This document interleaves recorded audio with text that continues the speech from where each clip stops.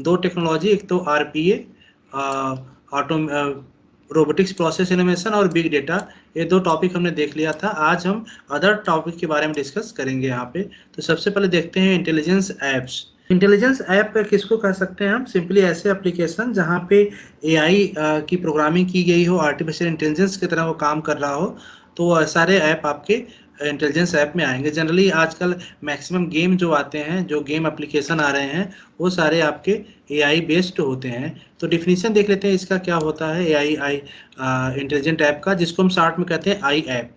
I app are piece of software written for mobile device based on artificial intelligence and machine learning technology aimed at making everyday task easier. Simply अगर हम आई apps की बात करते हैं तो वहाँ पे आर्टिफिशियल इंटेलिजेंस का कंसेप्ट और मशीन लर्निंग का ही कंसेप्ट लगाया जाता है, क्योंकि जो आपका एआई ऐप हो खुद से कुछ लर्न कर पाए, और क्योंकि हर चीज़ की प्रोग्रामिंग न करना पड़े, वहाँ पे वो खुद से अपने आप को प्रोग्राम्ड कर ले और आपका जो टास्क है उस टास्क को परफॉर्म करे। This involved tasks like organizing and prioritizing emails, scheduling meeting, logging interaction, content, etc.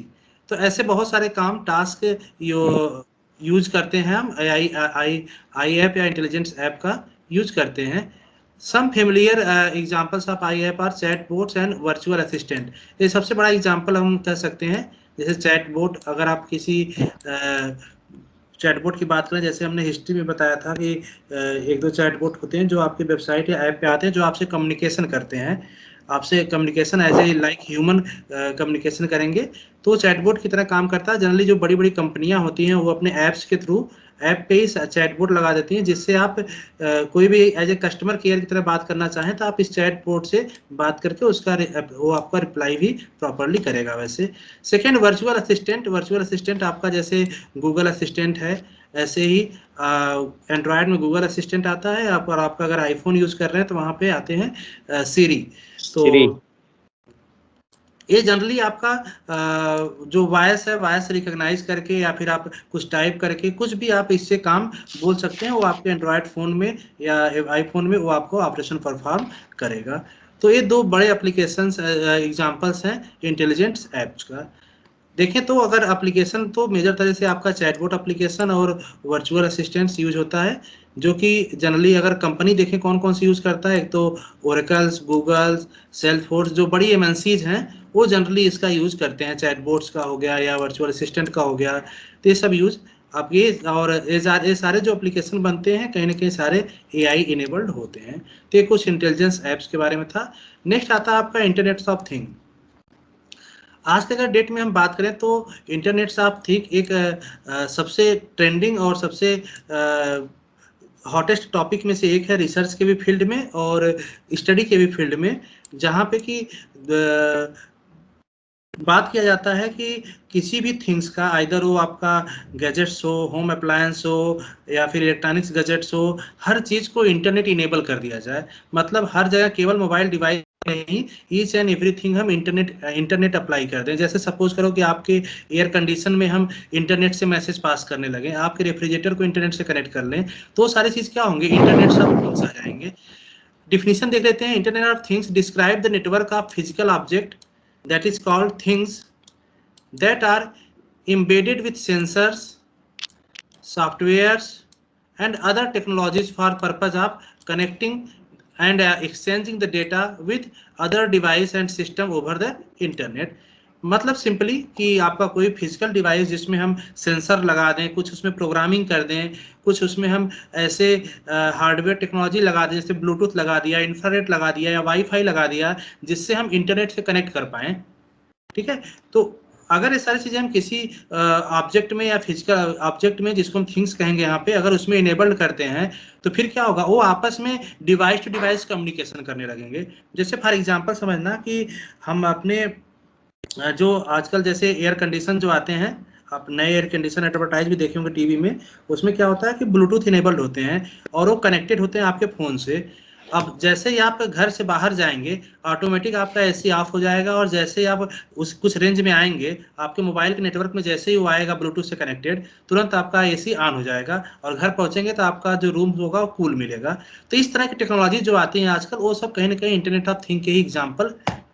इस फिगर में भी देखेंगे तो इंटरनेट ऑफ थिंग्स मतलब देखिए, जैसे आपके यहाँ पे एग्जाम्पल लिया कार, यहाँ पे आपका शायद रेफ्रिजरेटर है, डिजिटल क्लॉक है, और ओवेंस है, लैपटॉप है, कैमरेज हैं, ठीक है, लैपटॉप, हर चीज को कनेक्ट कर दिया, मतलब इनका खुद का एक नेटवर्क बन रहा है। अगर फिजिकल ऑब्जेक्ट का ही हम एक नेटवर्क बना दें इंटरनेट के थ्रू, तो उसको हम क्या कहेंगे, इंटरनेट ऑफ थिंग्स।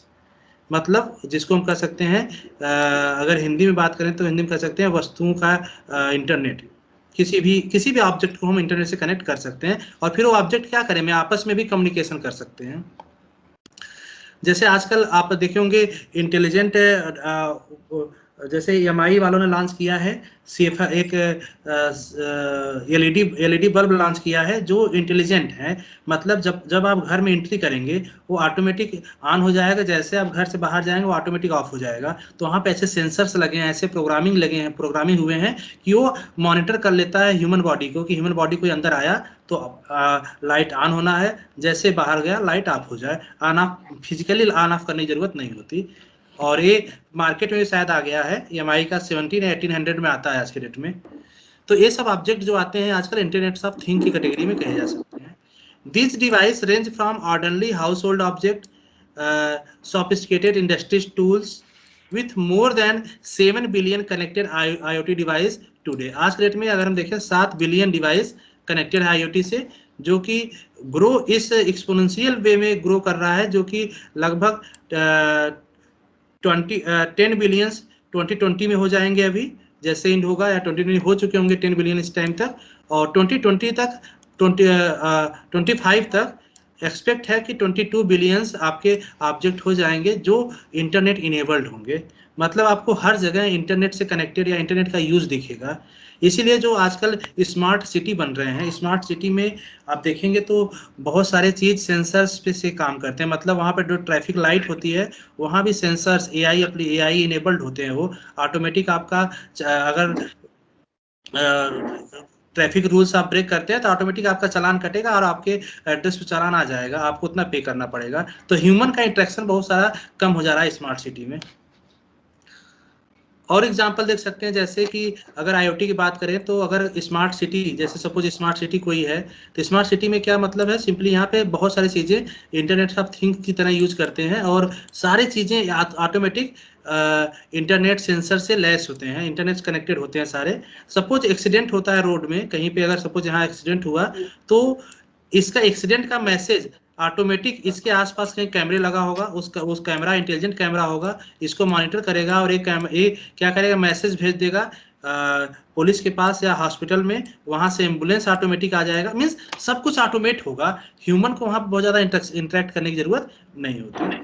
तो इस तरह की आप आगे फ्यूचर में देखेंगे तो आपको रियल लाइफ में भी ये सारी चीजें दिखेंगी कुछ दिन बाद।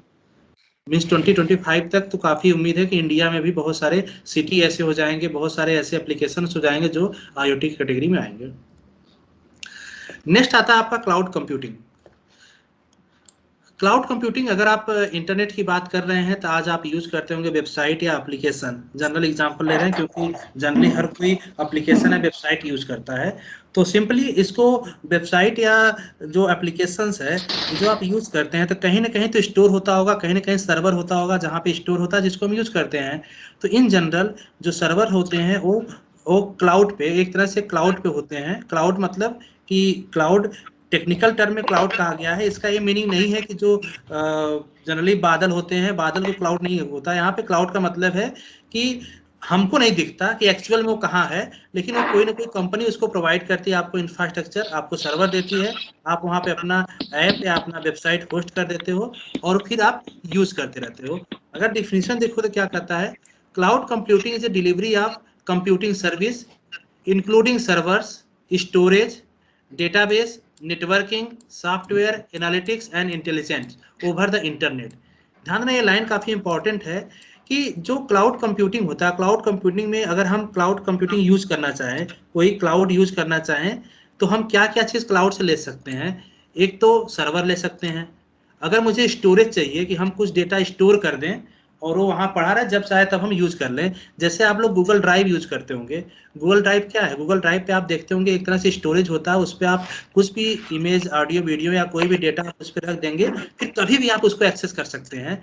तो एक तरह से वो सर्वर कौन प्रोवाइड कर रहा है, स्टोरेज कौन प्रोवाइड कर रहा है? गूगल ड्राइव गूगल का है, तो एक तरह से गूगल वो प्रोवाइड कर रहा है स्पेस यूजर को। तो उसको हम जो जो स्टोरेज है उसको हम कह सकते हैं कि हम अपना डेटा कहाँ रखे हैं, क्लाउड पे।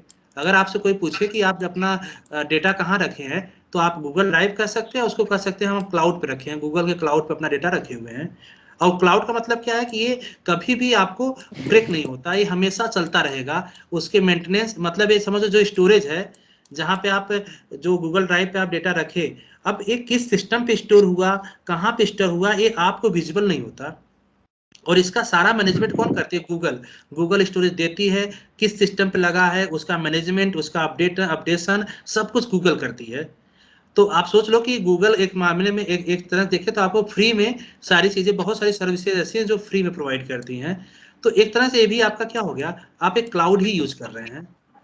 ठीक है, अभी 2 दिन पहले ऐसा हुआ था, बहुत रेयरली ऐसा होता है जब कोई सर्वर या कोई क्लाउड आपका काम करना है, रिस्पांस करना बंद हो जाता है। अभी 2 दिन पहले शायद आधे घंटे के लिए गूगल के सारे प्रोडक्ट काम करना बंद कर दिए थे।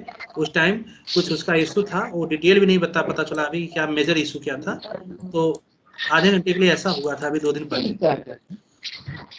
ठीक है, नेक्स्ट आपका था डेटाबेस। डेटाबेस जैसे आप कोई एप्लीकेशन यूज कर रहे हैं या वेबसाइट यूज कर रहे हैं, तो वहां पर डेटाबेस बनाने की जरूरत पड़ती है। मतलब आपके वेबसाइट पे ट्रैफिक कितने आ रहे हैं, कितने रजिस्ट्रेशन हो रहे हैं, आपको ऐप को कितने लोग यूज कर रहे हैं, कितने लोग डाउनलोड किए, ये सारा मैनेज होता है आपका डेटाबेस में। तो डेटाबेस भी प्रोवाइड करता है क्लाउड। नेटवर्किंग, नेटवर्किंग मीन्स जैसे आपका आपके सर्वर से आपको कनेक्ट करना है, तो एक तरह से आपको इंटरनेट के थ्रू नेटवर्किंग भी प्रोवाइड करता है। सॉफ्टवेयर अगर आप कुछ यूज करना चाहते हैं, सॉफ्टवेयर भी वो प्रोवाइड करेगा। एनालिटिक्स मीन्स अगर एनालिसिस करना चाहते हैं आप अपने वेबसाइट या अपने ऐप का, तो वो भी एनालिटिक्स करके देगा। जैसे आप यूट्यूब को देखो, यूट्यूब पे क्या होता है, यूट्यूब भी एक तरह से क्या है, आपका क्लाउड की तरह ही काम करता है। इस पे आप वीडियोज डाउनलोड करते हैं, अपलोड करते हैं, और यूजर उसको वीडियोज देखते हैं। इस वीडियो का आप एनालिटिक्स देखना चाहें तो एनालिटिक्स भी देख सकते हैं। वहां पे आता है कि कितने व्यू पर आवर हुए, कितने व्यू पर मंथ हुए, ज्यादातर विजिटर आपके मेल हैं कि आप फीमेल हैं, किस एज ग्रुप के विजिटर हैं, ये सारी चीज आपकी एनालिटिक्स में आ जाएगा। ठीक है, और लास्ट पे इंटेलिजेंस है। अगर आपको इंटेलिजेंसी का कोई एप्लीकेशन प्रोग्राम बना रहे हैं तो उस पर भी सपोर्ट करता है क्लाउड। और ये सारा काम किस पे होता है? Over the internet. कहीं ना कहीं इंटरनेट का रोल, जब आप इंटरनेट से कनेक्टेड होंगे तभी ये सारा काम होगा। The cloud offers faster innovation, flexible resource and economics of scale. मतलब आपको गूगल आज के अगर क्लाउड की बात करें तो क्लाउड की जो सर्विसेज हैं ये बहुत इकोनॉमिक भी पड़ती है, बहुत कॉस्टली नहीं है, बहुत सस्ती भी पड़ती हैं यूजर के लिए, फ्लेक्सिबल होते हैं और बहुत फास्टली काम करते हैं, क्योंकि उसका जो मैनेजमेंट होता है वो बैंडविड्थ वगैरह सब कुछ मैनेज करता है आपका। बड़ी बड़ी कंपनियां जैसे गूगल हो गई, माइक्रोसॉफ्ट हो गई, AWS हो गया, अमेजन AWS हो गया, ये सब मैनेज करती हैं। तो वो कभी भी स्लो नहीं होती, बहुत फास्ट काम करती हैं।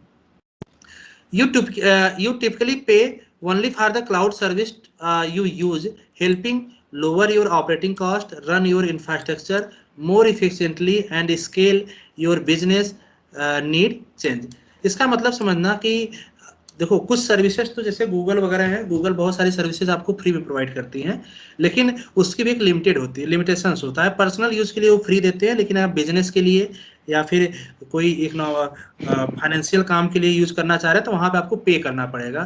फिर वो जो भी सर्विस आप लेते हैं उसका आवरली या डे वाइज या ईयरली ऐसे वो पे करना पड़ता है। मतलब आप 1 घंटा के लिए यूज करना चाहते हैं सर्विस, तो 1 घंटा का पे कीजिए। आप एक महीने के लिए यूज करना चाहते थे, 1 महीने का सर्विस लीजिए और पे कीजिए। तो इससे होता क्या है कि सपोज जैसे फॉर एग्जाम्पल समझो, जैसे हम बोले कि आपको कोई एक सॉफ्टवेयर परचेज कर, आपको एक सॉफ्टवेयर है, सपोज एक्स कोई एक सॉफ्टवेयर है, XYZ सपोज कोई एक सॉफ्टवेयर है, इसको आपको यूज करना है केवल 2 दिन के लिए। 2 दिन बाद मुझे इसकी कोई जरूरत नहीं है।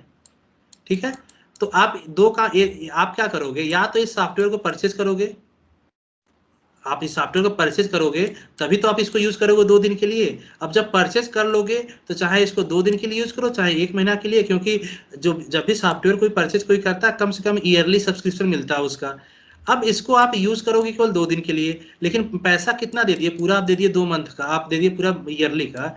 लेकिन क्लाउड क्या कहता है, क्लाउड कहता है कि आपको जितने दिन के लिए चाहिए, सपोज आप क्लाउड यही सर्विस अगर प्रोवाइड करे XYZ सॉफ्टवेयर यूज करने के लिए, तो क्लाउड बोलता है आप जितने दिन का यूज करना चाहें केवल उतने दिन का ही हम पैसा लेंगे, पूरा हमको पैसे की जरूरत नहीं है। तो आपको जितनी सर्विस चाहिए जितनी टाइम के लिए, वो सारी चीज आपको क्लाउड प्रोवाइड करता है।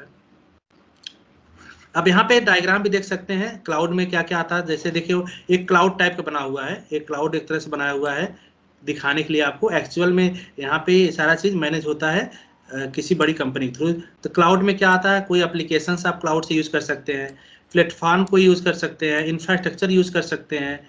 एप्लीकेशंस में मतलब जो कोई सॉफ्टवेयर, कोई आपको जैसे गेम यूज करना है, कोई सॉफ्टवेयर यूज करना है तो वो सब एप्लीकेशंस हो गया।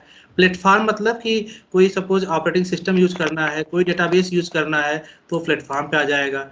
और इंफ्रास्ट्रक्चर में सपोज आपको हार्ड डिस्क की जरूरत है कि आपको कुछ डेटाबेस कोई डेटा स्टोर करना है, स्टोरेज करना है, तो इंफ्रास्ट्रक्चर में आ जाएगा। ये सारी चीज एक्सेस करने के लिए आपको either laptop, server, desktop, tablet, phone, mobile किसी से भी आप यूज कर सकते हैं। अब आपके दिमाग में डाउट होगा कि ये चीजें प्रोवाइड कौन करता है। तो सिंपली अगर देखें तो दुनिया की सबसे बड़ी क्लाउड प्रोवाइडर सर्विस है आपका AWS, जिसको कहते हैं अमेजन वेब सर्विसेज। दूसरे नंबर पे गूगल आता है, गूगल क्लाउड। तीसरे नंबर पे आपका आता है माइक्रोसॉफ्ट। तो ये माइक्रोसॉफ्ट का जो क्लाउड आता है उसको हम कहते हैं एज्योर, AZUR, एज्योर है। तो ये 3 क्लाउड हैं जो वर्ल्ड वाइड टोटल गवर्न करते हैं, सर्विस प्रोवाइड करती हैं। तो आप जैसे सपोज कोई वेबसाइट भी होस्ट कर रहे हो, अगर वेबसाइट बनाए तो वेबसाइट कहीं होस्ट करोगे तो इसी ज़्यादातर इजी होगा कि आप इसी किसी पर से होस्ट कीजिए। ये अच्छी सर्विस प्रोवाइड करते हैं। और भी बहुत सारे क्लाउड प्रोवाइड सर्विस करते हैं लेकिन बेस्ट आपके यही सब होते हैं। ठीक है, एक क्लाउड कंप्यूटिंग है। अब क्लाउड कंप्यूटिंग के कुछ टाइप्स होते हैं, जैसे बहुत डिटेल में हम नहीं जाएंगे क्योंकि क्लाउड कंप्यूटिंग का पूरा सब्जेक्ट होता है, तो हम यहाँ पे बस शार्ट में बात करेंगे। इंट्रोडक्शन होपफुली समझ में आ गया होगा आपको। नेक्स्ट हम देखते हैं टाइप्स। तो टाइप्स में 3 तरह के क्लाउड होते हैं। एक तो पब्लिक क्लाउड, दूसरा प्राइवेट क्लाउड, तीसरा हाइब्रिड क्लाउड। पब्लिक क्लाउड मतलब कि ऐसी कोई सर्विस प्रोवाइडर जैसे माइक्रोसॉफ्ट जो है, माइक्रोसॉफ्ट का एज्योर जो आता है और गूगल का जो आता है, AWS का आता है, ये तीनों जो कंपनियां हैं ये तीनों बड़ी कंपनियां हैं और ये तीनों टाइप की सर्विस प्रोवाइड करती हैं। पब्लिक, प्राइवेट और हाइब्रिड तीनों टाइप की सर्विस प्रोवाइड करती हैं। और कुछ कंपनियां ऐसी हैं जो केवल पब्लिक प्रोवाइड करती हैं, कुछ प्राइवेट केवल प्रोवाइड करती हैं, कुछ हाइब्रिड प्रोवाइड करती है। जैसे IBM है, IBM शायद केवल केवल प्राइवेट प्रोवाइड करता है। ठीक है, फिलहाल इसको हम समझते हैं कौन कौन से क्या होती हैं। पब्लिक क्लाउड का मतलब होता है कि ओपन, कोई भी पर्सन, जैसे मुझे यूज करना है तो हम भी क्लाउड यूज कर लें, आप यूज करना है आप भी यूज कर लें, मतलब इंडिया कोई भी पर्सन हो, कोई भी यूज करना चाहे वो क्लाउड का पैसा पे करे और वो यूज कर सकता है। प्राइवेट क्लाउड क्या होते हैं, प्राइवेट क्लाउड केवल केवल कोई कंपनी यूज करती है। कोई सपोज करो कि छोटी कंपनी है जिसका अपना खुद का क्लाउड नहीं है, लेकिन वो अपना प्राइवेट डेटा के लिए बहुत सिक्योरिटी के लिए यूज करना चाहता है, तो प्राइवेट क्लाउड परचेज करता है। किससे, उसी अमेजन या गूगल से परचेज करता है और अपना सारा डेटा यहाँ पे रखता है। जैसे आपका अगर गूगल ड्राइव की बात करें तो गूगल ड्राइव प्राइवेट कैटेगरी नहीं आता है, पब्लिक क्लाउड कैटेगरी में आएगा। कोई भी इसको यूज कर सकता है, मतलब जिसका अकाउंट वही एक्सेस करेगा। लेकिन प्राइवेट में क्या होता है कि केवल केवल इंडस्ट्री, सपोज कि आपका कॉलेज है, आपका कॉलेज अपने केवल कॉलेज के लिए कोई क्लाउड परचेज करना चाहे तो गूगल से परचेज कर सकती है। अब एक कॉलेज को डिपेंड करता है कि कॉलेज किसको किसको उसको एक्सेस देता है इस क्लाउड को यूज करने के लिए। तो इस तरह का क्लाउड क्या होता है, प्राइवेट क्लाउड। और नेक्स्ट आता है हाइब्रिड क्लाउड। हाइब्रिड क्लाउड मतलब दोनों का मिक्स, प्राइवेट भी हो और पब्लिक भी हो। तो ज़्यादातर जो आज के डेट में जो सर्विस प्रोवाइडर हैं वो हाइब्रिड क्लाउड भी होते हैं कि हम पब्लिक भी प्रोवाइड करें और प्राइवेट भी प्रोवाइड करें, ताकि दोनों टाइप के कस्टमर उस कंपनी को मिल जाए। तो अगर हम AWS की बात करें, अमेजन वेब सर्विस की, या गूगल की या माइक्रोसॉफ्ट की, ये सारे हाइब्रिड क्लाउड प्रोवाइड करते हैं। मतलब इनसे आप पब्लिक भी ले सकते हो, प्राइवेट भी परचेज कर सकते हो। ठीक है, नेक्स्ट आता है types of cloud services. Services कौन कौन प्रोवाइड करते हैं क्लाउड पे, तीन सर्विस प्रोवाइड होता है, तीन सर्विस प्रोवाइड होती है। IaaS मतलब होता है इंफ्रास्ट्रक्चर एज ए सर्विस। इसी तरह से PaaS मतलब है platform as a service, and SaaS है सॉफ्टवेयर एज ए सर्विस। तीनों का मीनिंग समझना। इंफ्रास्ट्रक्चर से मतलब है कि सपोज करो कि आपके कंप्यूटर में केवल 4 GB रैम है, ठीक है। लाइव एग्जांपल समझना, मैं बता रहा हूँ। सपोज करो कि आपका एक AWS है, AWS एक कंपनी है जो सर्विस प्रोवाइड करती है, ठीक है। और आपको आप एक के लैपटॉप में सपोज करो कि केवल है 4 GB रैम, ठीक है, और 250 GB हार्ड डिस्क है, और ऐसे सपोज करो कि आपके यहाँ पे सिस्टम पे विंडो विंडो ऑपरेटिंग सिस्टम है, ठीक है। ये सिस्टम पे आपके है, लेकिन आपको सपोज करो 2 दिन के लिए, 2 दिन के लिए क्या करना है, 2 दिन के लिए आपको यूज करना है ऐसे कंप्यूटर जिसमें 8 GB रैम हो, 500 GB हार्ड डिस्क हो और लाइनक्स यूज करना हो। तो आप क्या करोगे? या तो आप किसी फ्रेंड से रेंट पे लोगे लैपटॉप या कंप्यूटर, या तो आप नया कंप्यूटर परचेज करोगे, आप अपने सिस्टम को अपग्रेड करोगे। लेकिन AWS क्या कहता है? AWS कहता है कि अगर आपके पास इतनी ही सर्विस है लेकिन आपके पास इंटरनेट की स्पीड अच्छी है, अगर आपके पास इंटरनेट की स्पीड अच्छी है, तो ये जो कंप्यूटर है ये हम वर्चुअली आपको प्रोवाइड कर देंगे इसी सिस्टम पे। मतलब कि AWS से आप वर्चुअली 8 GB का सिस्टम, 500 GB हार्ड डिस्क और लाइनक्स ऑपरेटिंग सिस्टम के साथ अपने ही इसी डेस्कटॉप, इसी लैपटॉप पे जो आपका लो कॉन्फ़िगरेशन था, इंटरनेट की स्पीड क्योंकि अच्छी है इसलिए आप इसी पे यूज कर सकते हैं। और फिर जो भी सॉफ्टवेयर या एप्लीकेशन आपको इस पे यूज करना तो आप यूज करके कर सकते हैं। और उतने टाइम के लिए आपको पैसा पेमेंट करना पड़ेगा। आप 2 दिन यूज करने हैं, 2 दिन का पे कीजिए, उसके बाद सिस्टम टर्मिनेट हो जाएगा वहां से। तो वही सर्विस की बात कर रहा है कि टाइप्स ऑफ सर्विस में, जैसे IaaS मतलब infrastructure as a service. Infrastructure से मतलब हो गया हार्डवेयर से, मतलब आपको रैम दिया, आपको हार्ड डिस्क दिया, ठीक है। ये दोनों चीजें आपके इंफ्रास्ट्रक्चर में आ गई, तो आप इंफ्रास्ट्रक्चर यूज कर सकते हैं। Platform as a service, platform मतलब जैसे आपका लाइनक्स एज ए प्लेटफॉर्म आता है, लाइनक्स एक तरह से आपका प्लेटफॉर्म है, तो लाइनक्स यूज कर लिए आप एज ए प्लेटफॉर्म। और सॉफ्टवेयर एज ए सर्विस मतलब कि कोई सॉफ्टवेयर, स्पेशल सॉफ्टवेयर, सपोज कि आपको ओरेकल यूज करना है, ओरेकल यूज करना है तो ओरेकल भी आपको प्रोवाइड कर देगा AWS इसी पे। अब ओरेकल प्रोवाइड कर देगा तो आपको केवल यूज करना है, आपको उसको न तो डाउनलोड करना है, न तो इंस्टॉल करना है, न तो उसका मैनेजमेंट देखना है, सारा AWS करेगा। आप उसको पेमेंट कर रहे हो, आप केवल यूज कीजिए, फिर आप जब काम खत्म हो गया टर्मिनेट कर लीजिए। तो एक क्लाउड आज के डेट में, इसीलिए क्लाउड पे सारे काम क्लाउड पे मैक्सिमम हो रहे हैं। जितने आपकी वेबसाइट होस्ट होती है सब क्लाउड पे होती है, जितनी एप्लीकेशन होस्ट होते हैं सब क्लाउड पे होते हैं। और क्लाउड के मैनेजमेंट की जिम्मेदारी होती है बड़ी बड़ी MNCs की, गूगल, माइक्रोसॉफ्ट की। तो वो बहुत ट्रांसपेरेंसी से काम करते हैं और उसको फेल होने की या ब्रेक होने के चांसेस बहुत रेयर होता है, बहुत लेस परसेंटेज होती है उसका। कोई डाउट यहाँ तक किसी को भी पूछना, पूछ लो कुछ। सर ये जो पब्लिक का क्या मतलब है इसमें क्या मतलब होगा? पब्लिक का मतलब है कि पब्लिकली, वो पब्लिक कोई भी यूज कर सकता है। जैसे हम और आप अगर क्लाउड यूज करना है तो हम अपना पैसा पेमेंट करेंगे, यूज कर लेंगे क्लाउड। सर? जैसे जैसे हमने हमने किसी क्लाउड को लिया है। जैसे सपोज करो गूगल ड्राइव है, गूगल ड्राइव एक तो 15 GB आपको फ्री में देता है, ठीक है। 15 GB का आप स्टोरेज फ्री कर सकते हैं, लेकिन आपको अगर 15 GB से ज्यादा यूज करना है तो आपने पैसा पेमेंट किया, आपको स्पेस बढ़ा के दे देगा वो। तो पब्लिक क्लाउड में आ गया। पब्लिक क्लाउड मतलब कि हर किसी को बाउंड नहीं है, हर कोई एक्सेस, हर कोई परचेज कर सकता है, हर कोई यूज कर सकता है। तो सर प्राइवेट में भी तो हर कोई भी एक्सेस नहीं, कर सकता है। प्राइवेट में पर्सन नहीं लेते, प्राइवेट में कई बड़ी जैसे आपका कॉलेज हो गया, कोई कंपनी हो गई, कंपनी क्लाउड परचेज करती है। अब कंपनी जिसको अलाउ करेगी उस क्लाउड को यूज करने के लिए वही यूज कर पाएगा, उसके बाहर की कोई पर्सन यूज नहीं कर पाएगा। यस सर, नहीं ओके समझे? सर। नहीं समझे, फिर से बताऊं। सपोज करो कि ये आपका गूगल है, ठीक है, गूगल क्लाउड दे रही है। तो अगर हम एज ए पर्सन, कोई भी पर्सन अगर क्लाउड यहां से लेता है तो उसको कहते हैं पब्लिक क्लाउड, कि पब्लिक क्लाउड यूज कर रहे हैं। अगर कोई सपोज करो तुम्हारा कॉलेज अगर सपोज क्लाउड, अपना कॉलेज क्लाउड बनाना चाह रहा है, तो जैसे आप अभी ERP यूज करोगे कॉलेज का, आई क्लाउड, तो एक तरह से एक कॉलेज ने प्राइवेट आई क्लाउड ले रखा है। अब कॉलेज जिसका जिसका अकाउंट बनाएगा वही केवल एक्सेस कर सकता है उस क्लाउड को। Yes, sir. Now it is clear. ठीक है ना? तो अब Yes, एक sir. क्लाउड जैसे ले लिया यहाँ पे, तो अब जो गूगल है कंपनी को क्या प्रोवाइड करेगी? Private cloud. कहे कि भैया ये प्राइवेटली है, केवल आपकी कंपनी ही इसको एक्सेस कर पाती है। इस क्लाउड, इस जो प्राइवेट क्लाउड हम आपको दे रहे हैं, आपकी कंपनी के बाहर कोई एक्सेस नहीं कर पाएगा, और आप जिसको परमिशन दोगे वही इसको एक्सेस कर पाएगा। ठीक है? Yes, sir. हाइब्रिड क्लाउड में क्या आएगा? दोनों का मिक्सअप। मतलब कि सपोज कि कोई एक छोटी कंपनी है, जैसे गूगल तो बहुत बड़ी कंपनी है, सपोज आपकी कोई एक छोटी कंपनी है XYZ, कोई भी कंपनी है, उसने क्या किया, गूगल से बोला कि भाई मुझे हाइब्रिड क्लाउड दे दो।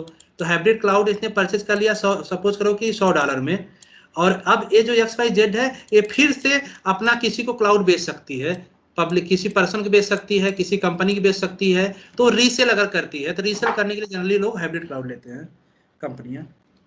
Yes, sir. क्लियर है? Yes, sir. चलो और बताओ, किसी स्लाइड में इसमें कोई दिक्कत है? इसमें IoT में अभी तक किसी में, इंटेलिजेंट ऐप में? सर IoT एक बार फिर से बता दीजिएगा। IoT जनरली तुम्हारा फिजिकल ऑब्जेक्ट होता है। फिजिकल ऑब्जेक्ट जैसे आप सपोज करो कि कोई आप डिवाइस ले लिए घर पे, आप सपोज करो कि जैसे हम बोल, आप होम ऑटोमेशन का देखे होगे, सॉफ्ट डिवाइस आता है घर पे, आप कोई होम ऑटोमेशन लगा दो। Yes sir, Google home mini हो गया, एलेक्सा। हाँ, होम मिनी हो गया। तो वो सब Yes. क्या होता है, उसमें सेंसर्स लगे होते हैं, उसमें प्रोग्रामिंग हुआ होता है। ठीक है? और वो उसमें स्पेशल, वो आपके वॉइस को रिकॉग्नाइज कर सकते हैं, आपके इन्वायरमेंट के सेंस कर सकते हैं। तो ये सब एप्लीकेशन जो होते हैं IoT के एग्जांपल हैं। मतलब कि जहाँ पे Okay. हम ब्लूटूथ इनेबल कर दें, सेंसर लगा दें, सॉफ्टवेयर लगा दें, इंटरनेट वहाँ पे कनेक्ट कर ले। जैसे स्मार्ट डिवाइस, जितने स्मार्ट डिवाइस आते हैं वो IoT के एप्लीकेशन होते हैं। जैसे स्मार्टफोन भी एक तरह से IoT का एप्लीकेशन कर सकते हो, क्योंकि आपके स्मार्टफोन में सेंसर्स भी होता है, प्रोग्रामिंग्स भी होते हैं, आपको कई सारी चीजें इसमें मोबाइल स्मार्टफोन आते हैं। ऐसे स्मार्ट टीवी हो गया, वो भी IoT के एप्लीकेशन में आएंगे। Okay sir. फेस सेंसर, हाँ, फिंगरप्रिंट सेंसर, ये भी IoT का एग्जांपल हुआ। IoT सेंसर्स लगे हैं ना, सेंसर्स है, प्रोग्रामिंग है, टेक्नोलॉजी यूज हुए हैं, तो ये सब क्या है? IoT के एप्लीकेशन है। कोई लिमिटेशन नहीं है इसकी, आप कहीं भी इनेबल कर सकते हो IoT। किसी भी डिवाइस में लगा दो, इंटरनेट या ब्लूटूथ ऐसा डिवाइस जिस सेंसर लगा दो, अगर वो खुद से विदाउट ह्यूमन इंटरेक्शन से कोई ऑपरेशन परफॉर्म करने लगे। जैसे सपोज करो कि फॉर एग्जांपल हम बोलें कि सपोज करो कि आपका, अगर आप गांव में रहते होंगे, विलेजेस में, तो वहाँ देखते होंगे कि घर खेत वगैरह में अगर कोई कार्प लगा दिया गया, कोई सपोज किया गया, कोई पेड़ लगा दिया गया, कोई या खेती कर दिया गया। अब सपोज करो आपके घर से बहुत डिस्टेंस पे है, अब वहाँ पे अगर डेली निगरानी करनी है तो आप वहाँ विजिट करना पड़ेगा आपको। आप एक काम करें, वहाँ पे आप स्मार्ट कैमरा लगा दें। स्मार्ट कैमरा क्या करेगा? हर घंटा, हर आवर का आपको फोटो, इमेज, वीडियो भेजता रहेगा वहाँ से। आप यहीं से देखते रहो अपने आपके खेत में क्या चल रहा है, तो वहाँ जाने की जरूरत नहीं है। तो क्या हो गया, जो डिवाइस लगा उसको हम क्या कर सकते हैं? वो IoT डिवाइस है। ठीक है? तो एग्रीकल्चर में, मेडिकल में, हर फील्ड में आजकल यूज होते हैं आपके IoT एप्लीकेशंस। ठीक है? नेक्स्ट, क्लाउड में कोई कंफ्यूजन, किसी को डाउट?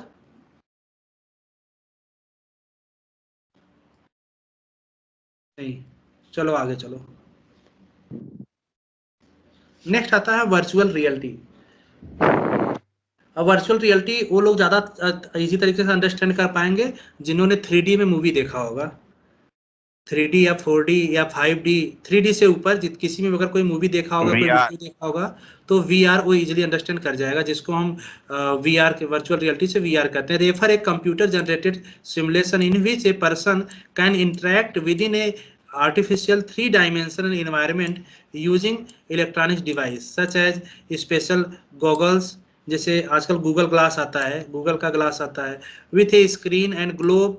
एक कई सारे ग्लोब आते हैं जो हाथ में पहनने के लिए, उसको आप पहन के भी कहीं पे टच करके आपको बहुत सारी चीज़ें मतलब सेंस कर सकते हैं, फील कर सकते हैं। तो ये वर्चुअल रियलिटी की कैटेगरी में आते हैं। जैसे 3D मूवीज हो गए, ये भी आपके वर्चुअल में आते हैं, जहाँ पे आपको मतलब कि लगे कि आप देख रहे हैं वर्चुअल, लेकिन आपको रियल लगे कि ये रियल थिंग हो रहा है। ठीक है, तो ये वर्चुअल रियलिटी में आ जाएंगे। इसके बाद ब्लॉकचेन। ब्लॉकचेन इमर्जिंग टेक्नोलॉजी का लास्ट टॉपिक हम ले रहे हैं यहाँ पे। ब्लॉकचेन काफ़ी ब्रॉड है, इसको अंडरस्टैंड करना इतना इजी भी नहीं है, लेकिन समरी में शार्ट में हम आपको समझाएंगे। ब्लॉकचेन एक तरह से ओपन नेटवर्क टाइप का है, जो कि जिसको हैक करना इम्पॉसिबल है, जिसको चेंज करना इम्पॉसिबल है, जिसको चीट करना इम्पॉसिबल है। जैसे आपका एग्जाम्पल तौर पे आपने अभी सुना होगा बिटकॉइन का नाम, न्यूज में बहुत था बिटकॉइन। यस तो सर। बिटकॉइन जो था, बिटकॉइन एक तरह से ब्लॉकचेन बेस ही है, ब्लॉकचेन बेस करेंसी है वो, और उसका सारा मैनेजमेंट ब्लॉकचेन में होता है। तो ओपन है, न तो उसको कोई हैक कर सकता है, न तो कोई चीट कर सकता है, न तो कोई चेंज कर सकता है। और ब्लॉकचेन सबसे बड़ी चीज़ है कि जो बिटकॉइन है, कोई गवर्नमेंट इसको एजेंसी नहीं अप्रूव नहीं की है। गवर्नमेंट जब अप्रूव नहीं की है तो इसको बनाया कौन? जाहिर सी बात है किसी ने, कंप्यूटर प्रोग्रामर ने ही कोई बनाया है। लेकिन कंप्यूटर प्रोग्रामर जनरली वो ऐसे होते हैं जैसे कि अगर सपोज करो कि दुनिया के सबसे बड़े हैकर जो हैं, अगर वो मिल के कोई सॉफ्टवेयर बना दें तो उसको कोई हैक कर पाएगा क्या? अगर दुनिया के सबसे बड़े हैकर ही कोई मिल के कोई सॉफ्टवेयर बना दें तो उसको कोई हैक कर पाएगा? कोई नहीं कर पाएगा, क्योंकि खुद ही मास्टर इतने बड़े हैकर हैं। तो इसीलिए उसको हैकिंग नहीं कर सकते, कोई पॉसिबिलिटी नहीं होती। और सबसे बड़ी चीज़ कि वो ब्लॉक में काम करता है। देखते हैं कैसे ब्लॉक में काम करता है, अभी एग्जाम्पल में समझाएंगे। Blockchain is a system of recording information in a way that make it difficult or impossible to change, hack या cheat the system. A blockchain is essentially digital ledger to transactions that is duplicated and distributed across the entire network of computer system on the blockchain.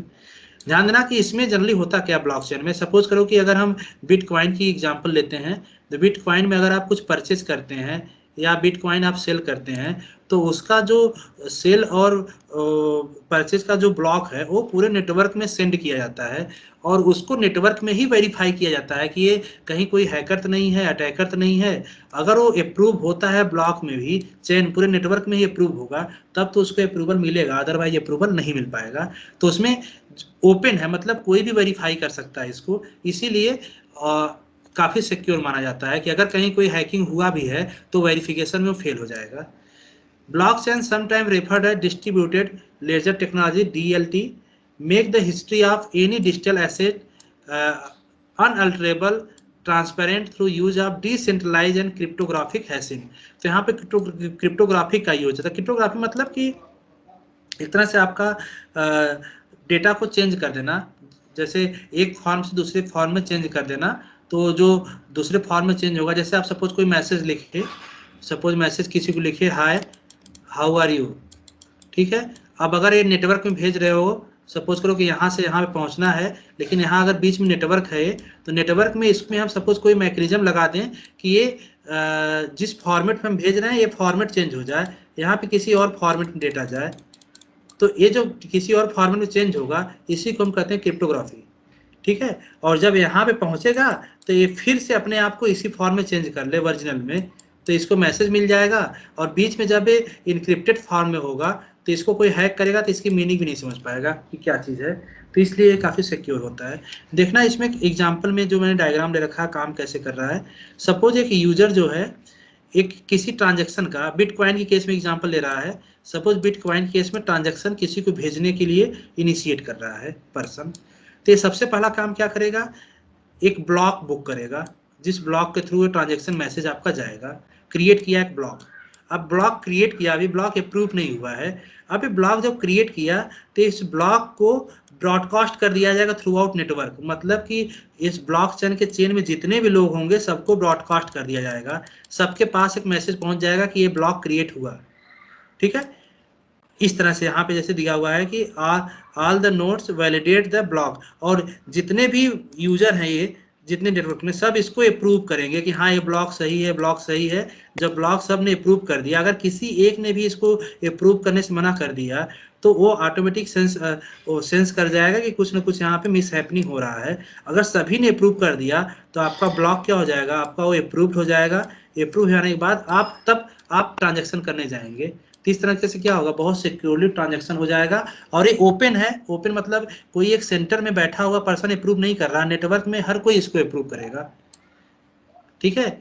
हालांकि जितने लोग यहाँ पे हैं, मैंने भी कभी बिटकॉइन यूज नहीं किया है, लेकिन थ्योरेटिकल फंडा यही है। बिटकॉइन आप परचेज करना चाहें तो कर भी सकते हैं, बहुत सारे एप्लीकेशन आते हैं जिससे आप परचेज कर सकते हैं बिटकॉइन। तो बिटकॉइन कुछ कंसेप्ट ऐसा ही होता है। सर पर ठीक है इंडिया सर बट सर इससे में सर इतना यूज गवर्न नहीं कौन होता, कर बाहर रहा है? होता है मतलब सर। हाँ, कोई ना तो कोई एक हेडक्वार्टर क्या तो इसका होगा ही बिटकॉइन इसका। गवर्न कौन करता है पता चल जाता तो फिर पकड़ नहीं आता। ये एक्चुअली बहुत सारी गवर्नमेंट इसको इलीगल कर रखी है कि ये इलीगल है, इसको ढूंढती भी हैं कि कौन बनाया इसको। और ये अभी तक मतलब ये सब गेस किए हैं, नेट वगैरह देखोगे तो 2-4 पर्सन का नेम आएगा, लेकिन वो गेस किया हुआ है कि ये हो सकते हैं। एक्चुअल में किसी को नहीं पता कि अभी किसने बनाया इसको। गेस किया हुआ 2-4 नाम है जो नेट पे मिलो, सर्च करो तो आ जाएगा किसने बनाया, इसने बनाया, लेकिन एक्चुअल में किसी को पता नहीं। ब्लॉकचेन का सिर्फ एक ही एग्जांपल है क्या कि सिर्फ ये बिटकॉइन? नहीं, बिटकॉइन तो सिंपल एग्जांपल है क्योंकि नाम सुना होगा इसलिए एग्जांपल के तौर पे। वैसे ब्लॉकचेन हर फील्ड में यूज कर सकते हैं, जहां जैसे डेटा सेंड करना है, कोई एक चेन बना दो डेटा सेंड करने की। जनरली इसका ब्लॉकचेन का यूज आप किसी फील्ड में कर सकते हो, मतलब जहां पे ब्लॉक में काम करना, एग्रीकल्चर की फील्ड में कर सकते हो। सपोज करो कि ऑल ओवर इंडिया के आपको एग्रीकल्चर फील्ड में डेटा लेना है, उसको एनालिसिस करना है, कुछ ऐड ऑन रिमूव करना है, यूज कर सकते हैं ऐसा। लेकिन सब सॉफ्टवेयर के फॉर्म में होगा, ये कोई यहाँ पे एक्चुअल फिजिकल थिंग की ट्रांसफर की बात नहीं करेगा यहाँ पे। सब सॉफ्टवेयर के या और डेटा में के भी फॉर्म में चेंज करना हो। क्या ब्लॉकचेन भी यूज होती जैसे है? आपका सपोज करो कि कोई चैट का एप्लीकेशन हो, जैसे चैट के एप्लीकेशन यूज करो कोई, तो उसको ब्लॉकचेन के फॉर्म में ले सकते हो। जैसे अगर ब्लॉकचेन फेसबुक में यूज कर दिया जाए तो वहां पे फेक प्रोफाइल बंद होना, फेक प्रोफाइल बनना बंद हो जाए। Yes sir. ठीक है, टी ओ जैसे आर भी फेसबुक। तो ब्लॉकचेन यूज करता है हाँ, सर। TOR कौन सा क्यू? TOR क्या होता है फुल नाम, उसका पूरा नाम? The onion routing. हाँ, होता होगा, मैंने नाम नहीं सुना है, होते होंगे ऐसे बहुत सारे हैं। सर्च करोगे तो बहुत सारे मिलेंगे, कोई लिमिटेशन नहीं है इसको। और अभी तो खैर इतने ज़्यादा नहीं है, लेकिन आगे आने के 2-4 साल में बहुत ज़्यादा यूज होने लगेंगे क्रिप्टो करेंसी। और क्रिप्टो करेंसी का यूज ही ब्लॉकचेन के थ्रू इसलिए ज़्यादातर हो रहा है क्योंकि हर कंट्री आजकल डिजिटल पेमेंट या डिजिटल करेंसी की तरफ मूव कर रहे हैं। फिजिकल करेंसी कोई नहीं जा रहा, तो इसीलिए इनका यूज ज़्यादा हो गया, ज़्यादा लोग परचेज करने लगे, इसमें इन्वेस्ट करने लगे। सर ये जो सर नोट बिटकॉइन बनते हैं का जिसको बिटकॉइन का ये यूज ब्लॉक क्यों होता है भेजते हैं, सर? इसका क्या कैसे? किस लिए होता है सर बिटकॉइन का यूज किस लिए होता है सर? बिटकॉइन किसी भी चीज के लिए आप बिटकॉइन रख लो, आप बिटकॉइन कभी भी सेल कर सकते हो, सेल कर दो, आपको करेंसी, आपके पैसे मिल जाएगा। तो ये सर बिटकॉइन है क्या? ये मतलब किस यूज में आती है? जैसे सपोज करो कि आपके डिजिटल जैसे करेंसी। सपोज करो कि आपके अकाउंट में 1 लाख रुपया है, तो 1 लाख रुपया आपको दिखता है कभी? अकाउंट में केवल दिखता है ना कि हाँ 1 लाख रुपया मेरा दिख रहा है। जब निकालने जाओगे तो जितना चाहोगे उतना निकालोगे, लेकिन जब निकालने चाहोगे तब तो फिजिकल फॉर्म में मिलेगा। वैसे तो वर्चुअली आपको दिख रहा है केवल कि 1 लाख रुपया रखा हुआ आपके अकाउंट में। तो वैसे बिटकॉइन कॉइन भी वर्चुअली आपको दिखता रहेगा आपको। और अगर आपको इसको खरीदना चाहें तो वर्चुअली खरीदेंगे, बेचना चाहेंगे तो वर्चुअली बेचेंगे, आपको फिजिकल फॉर्म में कुछ नहीं मिलेगा। वन बिटकॉइन की कीमत 16 लाख है सर। हाँ, आज के डेट में 15-16 लाख रुपए है एक बिटकॉइन की कीमत। जब स्टार्ट हुआ था ये, जब स्टार्टिंग में 100 रुपये या 1 रुपये 2 रुपये से स्टार्ट हुआ था इंडियन करेंसी के रेट में, लेकिन 3-4 साल में 16 लाख पहुंच गए। मतलब समझ लो कि आज से 5 साल पहले जिसने आज से 5 साल पहले जिसने 100 बिटकॉइन भी खरीद लिया होगा वो करोड़पति बन गया। सर सर हम्म, सर ये मेरी नोट सिस्टम ऑफ हो रही क्या है सिग्निफिकेंस है? और यार इसमें लाइट भी कटी हुई है। क्या चीज? तो ये जो ब्लॉक्स हम लोग नोड्स में भेज रहे हैं, नोड्स का क्या सिग्निफिकेंस है? नोड का के लिए यूज हो रहे हैं? नोड मतलब यूजर। जैसे सपोज करो मैं बिटकॉइन यूज करता हूँ एप्लीकेशन, तो बिटकॉइन मैं भी एक नोड बन गया। आपका सिस्टम वहां पे सपोज करो कि जो नोड से मतलब हो गया कि जैसे ध्यान देना, एक आपका बना यहाँ पे एक ब्लॉक बना, ब्लॉक इसको नेटवर्क में एक सेंड कर दिया। नेटवर्क मतलब कि जितने लोग बिटकॉइन यूज कर रहे हैं सबके नेटवर्क में सेंड कर दिया गया। और उनका जो सिस्टम है, जो उनका एप्लीकेशन है, ऑटोमेटिक इसको वेरीफाई करेगा। आपको वेरीफाई मैनुअली करने की जरूरत नहीं होगी, ऑटोमेटिक वेरीफाई करेगा ये सही है गलत है क्या है। हम्म। तो इस तरह से बाकी बहुत डिटेल में इस पे जाओगे तो पढ़ोगे तो मिलेगा बहुत सारी चीज़ें अभी यहाँ पे ब्लॉकचेन को बहुत ज़्यादा डिटेल में हम नहीं ले रहे हैं, ठीक है। सर आज आपने बोला था कि आप सर ये पीपीटी सेंड करेंगे। हाँ, सेंड कर देंगे बेटा।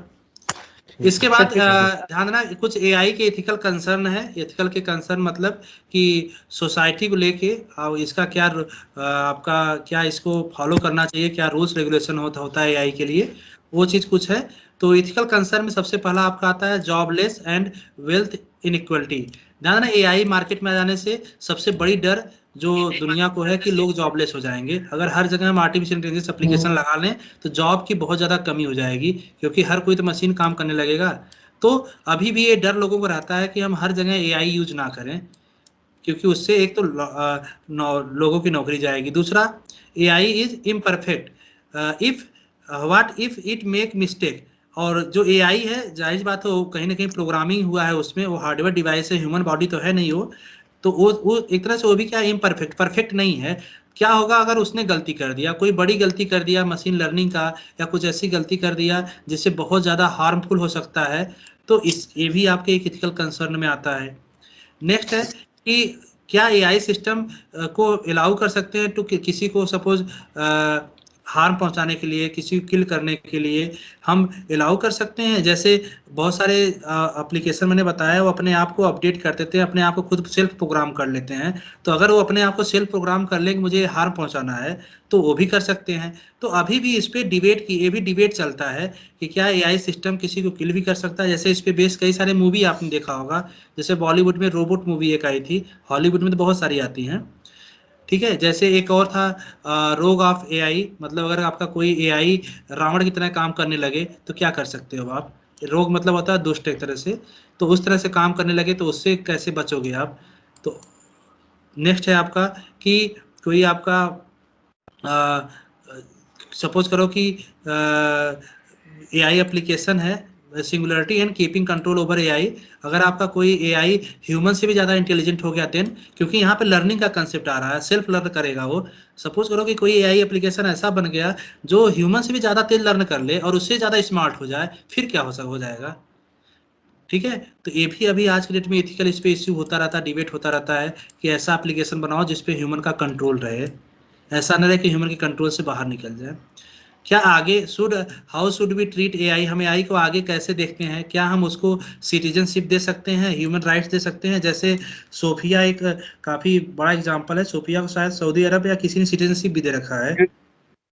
Yes sir. UAE यूएई ने उसको सिटीजनशिप दे रखा है। दुबई तो से, क्या दुबई। ऐसा पॉसिबल है कि हम किसी एआई एप्लीकेशन को, रोबोट को हम सिटीजनशिप दे दें और उसकी तरह से जब सिटीजनशिप मिल जाए तो फिर वैसे ही वो उस कंट्री या उस वर्ल्ड के रूल्स रेगुलेशन लॉ को फॉलो करने लगे, और फिर ऐसा हो जाए और फिर वो कुछ गलत काम कर दे, तो फिर ह्यूमन क्या करेगा, ठीक है। तो ये सब कुछ एथिकल कंसर्न है जिसको लेके आज भी एआई पे डिबेट होता है कि एआई एप्लीकेशन ह्यूमन पर्सन के लिए या वर्ल्ड के लिए कहाँ तक और कितना यूजफुल है और कितना हार्मफुल है, ठीक है।